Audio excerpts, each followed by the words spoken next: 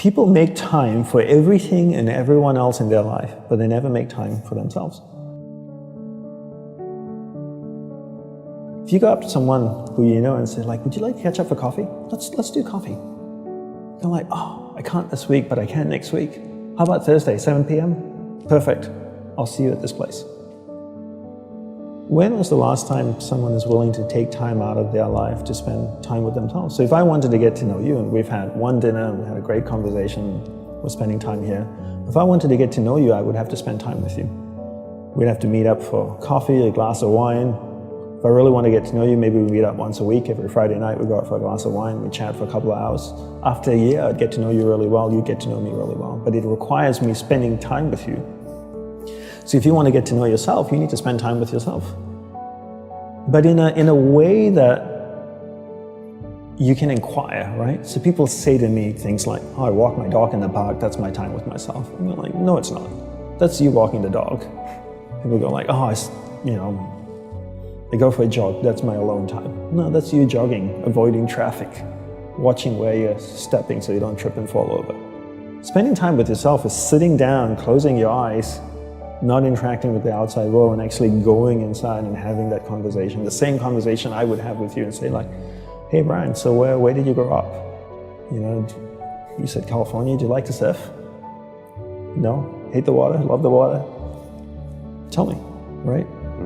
And people don't have that conversation, and because they don't have that conversation with themselves, they don't end up knowing what they want in life. Because they don't know what they want in life, they can't focus that finite amount of energy, and then they don't live a lifestyle that brings them happiness, and most people end up being unhappy. A couple of things I would say. One is simplify your life. Everybody's so busy. Everybody's got a lot of things to do. We don't actually have a lot of things to do. Right, we like being distracted because then we don't have to think about ourselves. And we don't have priorities in life. Most people don't have clear priorities in life. You know, for me, my goal is to simplify my life, simplify the number of people in my life, and simplify the number of things in my life. We only have a finite amount of energy each day, right? But every year, we have more people in our lives. Is that a fair statement? More Facebook friends, you have more people you're connected with, but your energy stays the same. So that's not a proportionate growth. If your energy is increasing every year proportionately with the number of things and people in your life, then we don't have to talk about this. But your energy level is the same. But the amount of people and things in your life are growing almost exponentially. So whereas that doesn't work. So for me, it's always about simplifying first the people and things into your life, into who and what's most important, taking that finite energy that you have each day and focusing. Second step is learning how to focus and concentrate that finite amount of energy into the people and things that truly matter.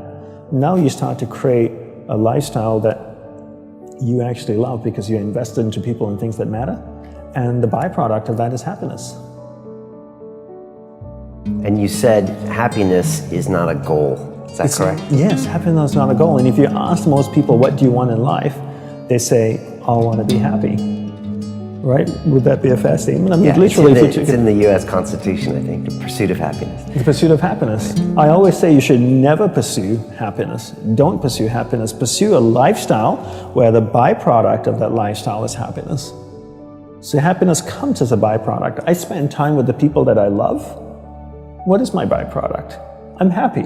I spend time with people I don't like. I'm not happy. So don't pursue happiness. Pursue a lifestyle that gives happiness. But in order to pursue that lifestyle, you need to be clear what you want in life. What's your purpose in life? And people don't know this because they don't spend any time with themselves. People think that the more you meditate, the better it is. So 20 minutes of meditation is not as great as 3 hours of meditation. And it's actually not how we work. For us, we believed in quality as opposed to quantity. We spent the whole day preparing to meditate.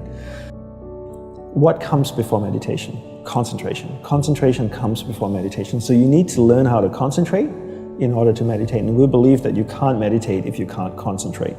So we spend the whole day focusing on concentration. So when I spoke with someone in the monastery, I spoke with another monk, I gave them my undivided attention. When I worked on my laptop, I focused on working on my laptop. When I swept the sidewalk, I focused on sweeping the sidewalk.